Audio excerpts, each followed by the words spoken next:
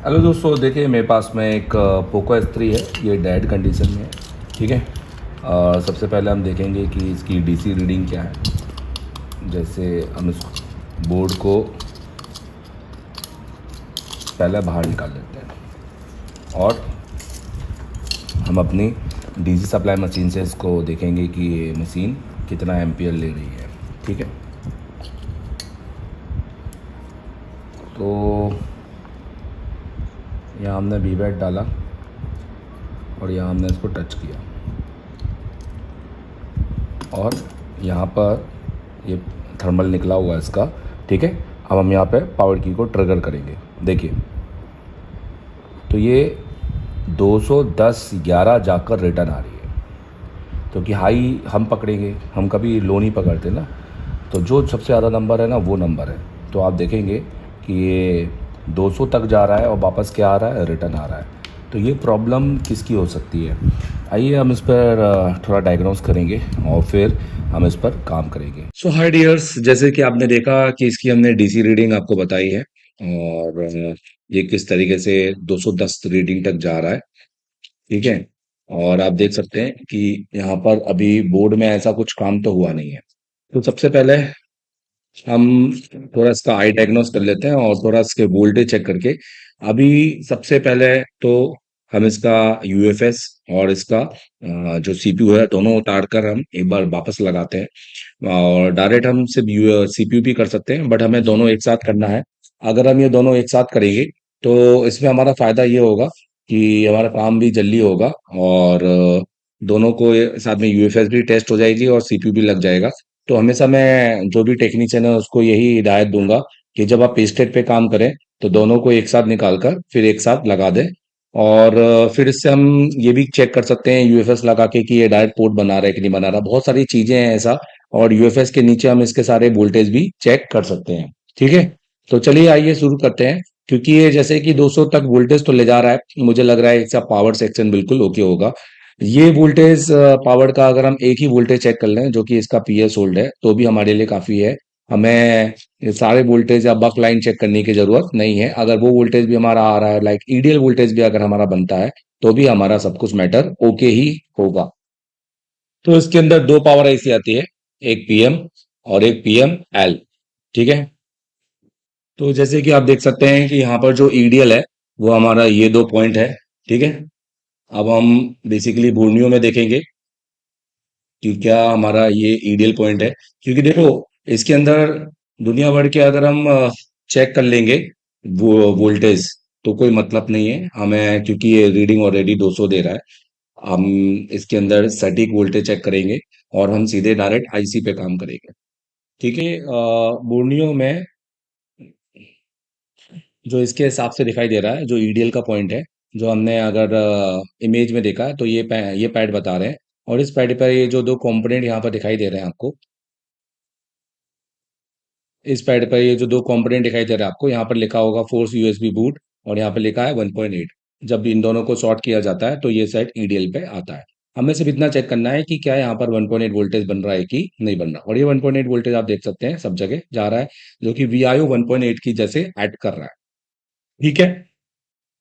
इसमें तो schematic diagram है, फिर भी हमें जरूरत नहीं पड़ेगी, क्योंकि देखो पूरा दुनिया भर के सारे बूट सीक्वेंस और वोल्टेज चेक करने की हर जगह जरूरत नहीं पड़ती है। जिस हिसाब से ये डीसी रीडिंग दिखा रहा है, उस हिसाब से तो हमें लग रहा है कि सेट ऑन हो रहा, ऑन होने की कोशिश कर रहा है, पर ये हो नहीं पा रहा है। ठीक है। अब हम क्या करेंगे? अब हम ये करेंगे कि हमारा अब हम ये करेंगे कि हम अपने सेट को थोड़ा डीसी पावर देंगे साथ में। तो देखो, हमने बेसिकली डीसी लगाया हुआ है और साथ में हमने नीचे ये ट्रिगर के लिए रखा हुआ है ताकि थोड़ी सी रीडिंग लेते रहे। और ये वही 200 रीडिंग तक जाकर रिटर्न आ रहा है। तो अभी इसके अंदर वोल्टेज बनना चाहिए और चले जाना चाहिए अकॉर्डिंग टू रिटर्न के हिसाब से। सो यहाँ पर हम देखेंगे, तो यहाँ पर आप 1.7 वोल्टेज बन रहा है ईडीएल। अब इसका बनना मतलब समझो कि पूरा सीक्वेंस ही ओके है, क्योंकि ईडीएल सारे बूट सीक्वेंस के बाद बनता है। अब इसके बाद हम क्या चेक करेंगे? इसके बाद हम ये चेक करेंगे कि पहले हम इस सारे कॉइलों का जीआर लेंगे। अब जीआर लेना इसलिए जरूरी है क्योंकि कोई बहुत सारे लोग जब काम करते हैं ना, तो उनको डाउट होता है कि सर कॉलों पे ना ग्राउंड आता है। तो मैं आपको इस वीडियो के माध्यम से और आपको थोड़ा चीजें ही देखने को मिलती हैं। सो देखिए यहाँ पर जी आर आपको 350 मिल रहा है समथिंग। यहाँ पर जी आर भी सेम मिल रहा है। यहाँ पर आपको जी आर 180 समथिंग मिल रहा है। यहाँ पर भी बज रहा है, जो कि लोगों को लग रहा होगा शॉर्ट है, पर एक्चुअली में ये शॉर्ट नहीं है। ठीक है, असल में ये शॉर्ट नहीं है। फिर यहाँ पर देखिए, यहाँ पर भी आपको बीप बज रहा है, पर रीडिंग 100 की आ रही है। यहाँ पर भी आपको बीप बज रहा है, पर रीडिंग 07 की आ रही है। ऊपर भी देखेंगे, क्योंकि ऊपर भी एक पावर सेक्शन है, दो पावर सेक्शन है इसके अंदर, एक मेन और एक कोर, ये कोर है। यहाँ पर भी देखिए 0.05, यहाँ पर देखिए 0.012, 0.01, 0.01, 0.08, 0.08,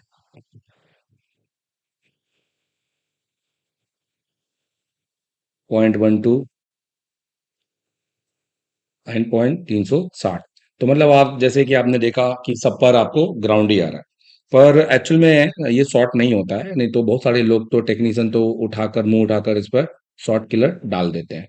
आइए इसको हम वोल्टेज से देकर और डीसी से समझते हैं। तो हमने इसको वोल्टेज से दिया है और थोड़ा सा ट्रिगर कर रहा है, और अब हम यहाँ पर समझते हैं कि यहाँ पर ये कितना ले रहा है। देखिए यहाँ पर हम देखेंगे तो 2 वोल्टेज ले रहा है। यहाँ पर हम देखेंगे तो 1 वोल्टेज ले रहा है। यहाँ पर हम देखेंगे तो 0.5 ले रहा है। अब शॉर्ट पे 0.5 कैसे लेगा, आप भी जानते हैं ये जीरो ले रहा है, क्योंकि सारे बग बनते नहीं है। ये भी आपको पता है 0.4 ले रहा है। ठीक है, अब हम ये वाला देखेंगे बग सेक्शन, क्योंकि कुछ बग एक्टिव होने के बाद बनते हैं। यहाँ पर आप देखिए 1.1 ले रहा है। देखिए ये शॉर्ट था ना पूरा। यहाँ पर आप देखिए तो यहाँ पर अगर हम देखेंगे तो 0.8 बन रहा है। यहाँ पर हम देखेंगे 0.8 बन रहा है। फ्लक्चुएट इसलिए हो रहा है क्योंकि रीडिंग ही अप डाउन हो रही है। 0.8 200 से रिटर्न जा रही है। यहाँ पर अगर आप देखेंगे तो 0 0, और ये बनेगा नहीं क्योंकि ये एक्टिव होने के बाद बनता है। ये भी आप देख सकते हैं 0 0, और यहाँ पर भी आप देख सकते हैं, यहाँ पर देख सकते हैं ये शायद बन रहा है क्या, ये बन रहा है। ठीक है, तो जैसे कि आपने देखा कि बग सेक्शन भी इसके एक्टिव है, तो चेक करने वाली कोई ऐसी बात है नहीं पावर सेक्शन में जो हमें लगे।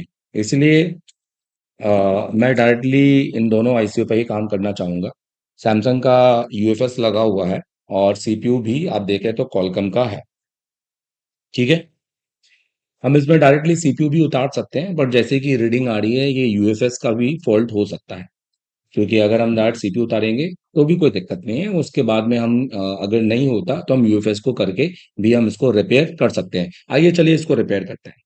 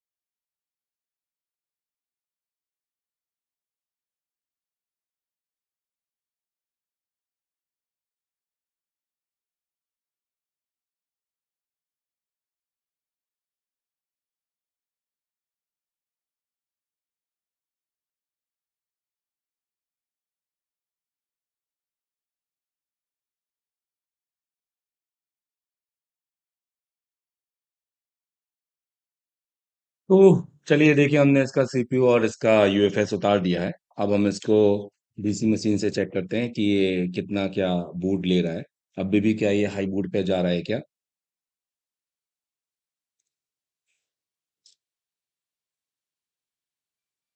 देखिए, ये तो 10 मिली एम्पियर तक जा रहा है, जो कि बिल्कुल सही है।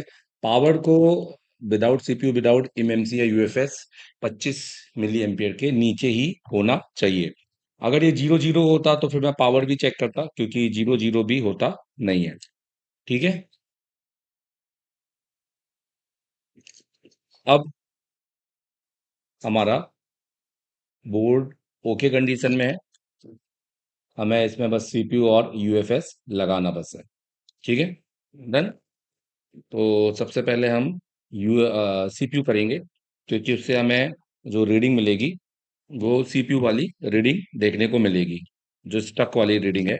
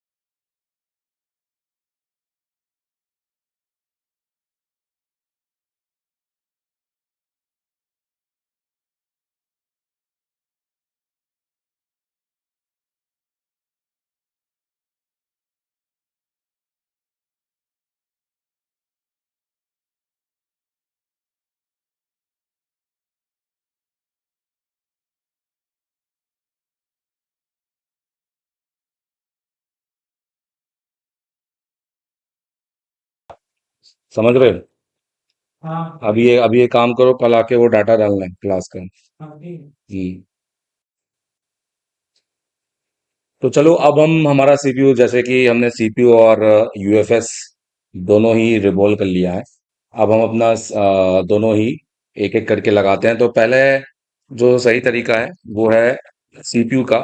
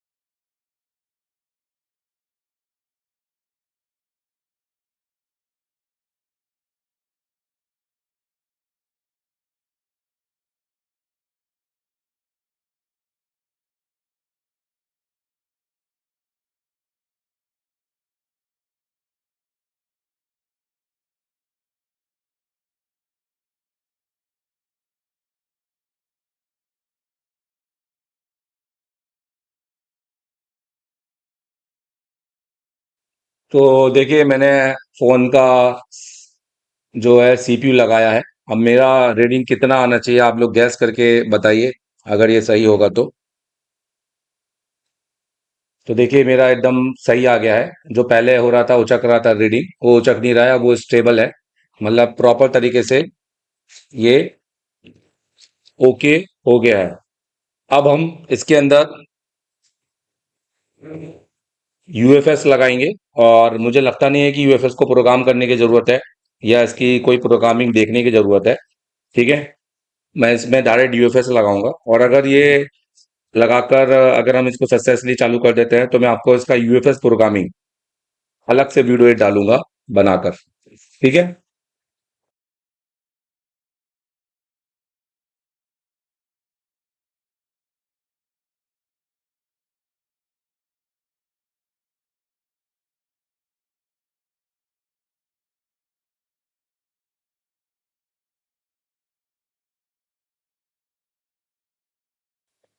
तो हमने यहाँ पर सीपीयू भी लगा लिया है, यूएफएस भी लगा लिया है।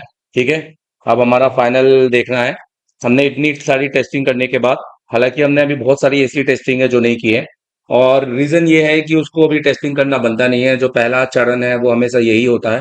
दूसरे चरण में हम थोड़ा मेहनत करते हैं, क्योंकि क्या होता है, क्योंकि अगर हम 1-2 घंटा पूरा अगर सारे वोल्टेज वोल्टेज सब कुछ चेक कर भी लें, और अगर मान लो सीपीयू और यूएफएस लगाते सेट चालू हो जाता है, तो ये टाइम का एक वेस्ट फील लगता है कि वेस्टिंग हो गया है। इसलिए हम ये तभी करेंगे जब हमारा सीपीयू और यूएफएस लगाने के बाद सेम रीडिंग या सेम चीज कंज्यूम करे। अभी जैसे कि आपने देखा कि फिलहाल तो हमारा सीपीयू का रीडिंग तो आ गया था, जो कि सही था।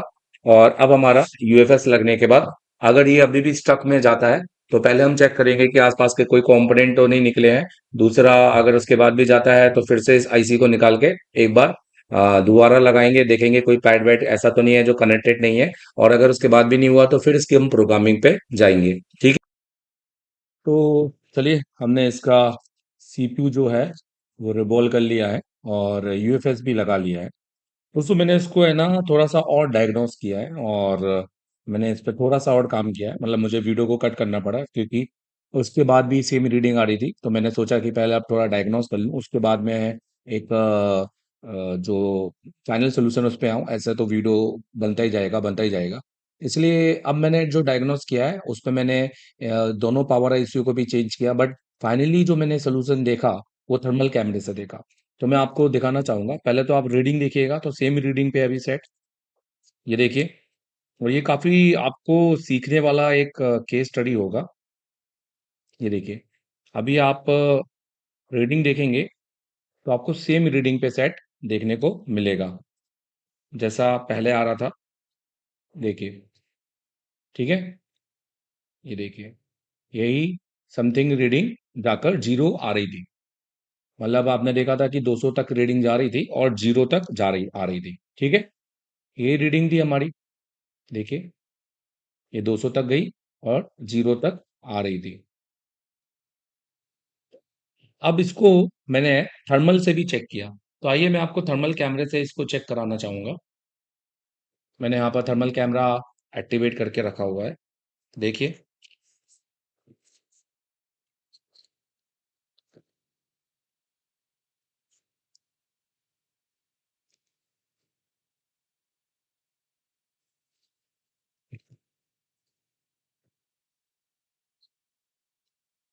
तो सबसे पहले तो मैं आपको यहाँ पर ये पावर्ड की वो दिखाऊंगा। ठीक है, आप नोटिस कीजिएगा यहाँ पर, यहाँ पर। तो अब मैं जैसे ही इसको स्विच करता हूँ, मतलब ट्रिगर करता हूँ, देखिए, ये देखिए, तो आपको यहाँ पर है ना शॉर्टिंग जैसी मिलेगी। देखिए, जैसे क्या हो रहा है, गर्म हो रहा है, बंद हो रहा है, गर्म हो रहा है, बंद हो रहा है, गर्म हो रहा है, बंद हो रहा है, दिख रहा है आपको? अगर, ठीक है, सब मैं इसको इतने एरिया को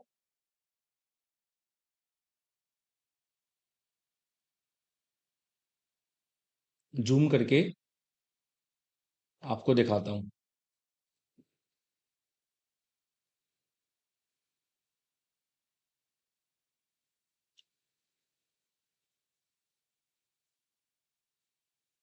देखिएगा, जूम तो नहीं कर पाया बट मैं फिर से दिखाता हूँ। देखिए, ये मैंने ट्विजर लिया पीछे। देखिए, तो जब मैंने ये चीज़ देखी तो मैंने पावर आईसी पे भी काम किया, मैंने इसके पूरे जीआर चेक किए, शॉर्टिंग कहीं पे भी नहीं है, क्योंकि मेरे पहले से ही सारे एक्टिव वोल्टेज थे। अब मैंने जब पीछे और देखा, तो अब आप देखिएगा, ये सीपीयू पार्ट है, जिसमें ये जो जहाँ ट्विजर रखा हुआ है मैंने, ये सीपीयू का हिस्सा है। ठीक है, मेरा थर्मल काफ़ी बढ़िया है। मैं बोलूँगा कि मैंने अब तक सबसे बेस्ट थर्मल यही वाला चेक किया है।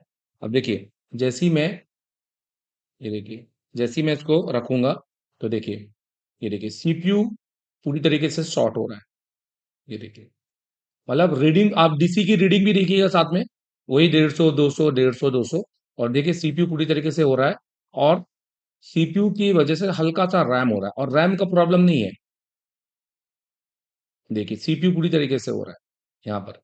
अब इसमें ये हो सकता है कि जब रैम निकालते हैं तो ये रीडिंग 80 90 आ जाती है, तो रैम की वजह से भी हो सकता है, और ये सीपीयू की वजह से हो सकता है। मतलब दोनों में से एक आईसी तो शॉर्ट हो रही है 102%। इंटरनली स्ट्रक्चर से, जीआर से तो बिल्कुल ओके है, क्योंकि मैंने इसका जो रैम का जीआर है वो भी चेक कर लिया, मुझे कहीं पे लो जीआर या शॉर्टिंग नहीं मिली। और मुझे जो बेसिकली पावर का तो मैंने सारी लाइन चेक कर ही ली थी, इसलिए मैंने कहा, मैंने वीडियो लंबा ऐसे तो बनता ही जाएगा, कोई मतलब ही नहीं, इसे एनसी नहीं है। इसलिए एक आपको फाइनल सोल्यूशन मैं आपको यहाँ दिखा रहा हूँ, कि जैसे कि आप देख रहे हैं कि अब यहाँ पर जो प्रॉब्लम है, वो हमारा रैम का भी हो सकता है और सीपीयू का भी हो सकता है। अब इसमें देखने वाली क्या बात है, आइए मैं आपको बताता हूँ।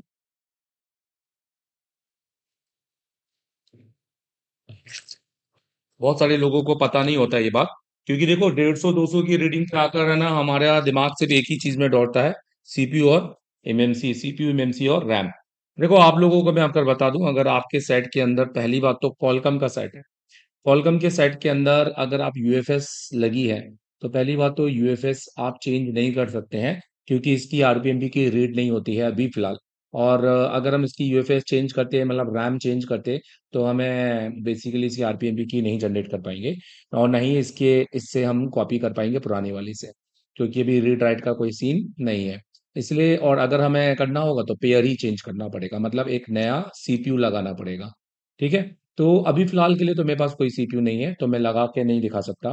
फिलहाल मैंने आपको इतना बता दिया कि ये जो प्रॉब्लम है, ये प्रॉब्लम हर समय सीपीयू और यूएफएस को रिवॉल्व करने से भी सॉल्व नहीं होता है, और हर टाइम ये बेसिकली इसकी प्रोग्रामिंग का भी कोई सीन नहीं है, क्योंकि मैंने आपका इसके एंड मैं आपको वीडियो के एंड में इसकी प्रोग्रामिंग का भी डिटेल डालूंगा। मैंने इसकी पूरा बेसिकली लॉक सीट मैंने लिया था, इसको प्रोग्राम भी मैंने किया था। ठीक है, इसके अंदर का एफआरपी भी मतलब मैंने सब कुछ वो किया जो मैं कर सकता था। मैंने इसकी ये पावर आईसी भी मैंने चेंज की। मैंने सोचा क्योंकि एक एलडीओ रैम इसमें भी जा रहा होगा, और मैंने ये पावर आईसी भी चेंज की, पर जब मैंने थर्मल से देखा तो मुझे पता चला कि प्रॉब्लम मेरे आ, दोनों सर्किट में है। या तो मेरा इधर की ओर का मेरा रैम जो गर्म हो रहा है, ठीक है, वो उसकी वजह से मेरा सीपीयू मेरा बक गर्म हो रहा है, क्योंकि ये वाला एरिया और ये वाला एरिया गर्म हो रहा है, और जनरली ये बीच वाले एरिया में ना बक सेक्शन होता है। हाँ, अगर किनारे वाला एरिया होता तो मैं मानता कि रैम है, और हो सकता है कि इसकी वजह से इसका बक गर्म हो रहा हो, तो कुछ भी हो सकता है। तो अभी फिलहाल के लिए ये वाले फोन के अंदर तो हम कुछ कर नहीं सकते हैं, क्योंकि अगर हम इसके अंदर ना ही हम यूएफएस बदल सकते हैं, और ना ही हम सीपीयू बदल सकते हैं। फिर भी ये केस स्टडी मैं आपके साथ शेयर करूंगा, और आई होप कि आप इस केस स्टडी से बहुत कुछ सीखेंगे नया। थैंक यू वेरी मच, और इसी को फॉल्ट फाइंडिंग कहते हैं। Thank you.